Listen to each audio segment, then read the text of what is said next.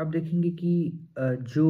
Country जहाँ पे women's को राइट है और वुमेन जेंडर इक्वालिटी को समझ रही हैं और अपने फ्रीडम को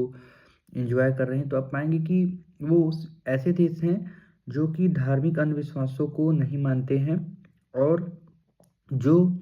अगर अपने मंदिर में, चर्च में या जहाँ पे भी जा रहे हैं पूजा के स्थल पे, वो सिर्फ वहाँ गॉड में उनका बिलीव है और वो गॉड से कनेक्ट करने के लिए जाते हैं। क्योंकि आप देखिए,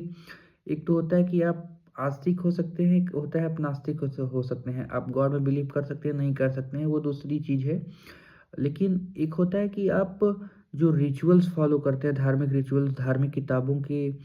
कही हुई चीज़ों को एकदम कट्टरता से फॉलो करते हैं, उसकी वजह से अधिकारों का हनन होता है। तो आप यही पाएँगे कि यूरोप में, ऑस्ट्रेलिया में, अमेरिका में, चाइना में, जापान में, को इवन साउथ कोरिया में और नॉर्थ कोरिया जहाँ पे डिक्टेटरशिप भी है, वहाँ पे लोगों के मन में ऐसा कोई वो न बिलीफ नहीं है धार्मिक किताब का कि वो किसी भी रिचुअल को करेंगे जिसके पीछे कोई साइंटिफिक तर्क ना हो। सो आप वहाँ पे देखेंगे कि वुमेन की कंडीशन हमारे साउथ एशियन कंट्री और एशियन कंट्री और जितने भी मिडिल ईस्ट की कंट्री हैं उनसे बेटर होती है। सो आई थिंक इसका सिर्फ एक ही रीज़न है, क्योंकि वो किसी भी बारे में तर्क करते हैं और वो ये समझते हैं कि जो चीज़ें धार्मिक किताबों में, मज़हब की किताबों में या तो रिलीजियस बुक में, टेक्स्ट में पहले लिखी गई हैं 5000 साल, 4000, 3000, 2000 साल पहले,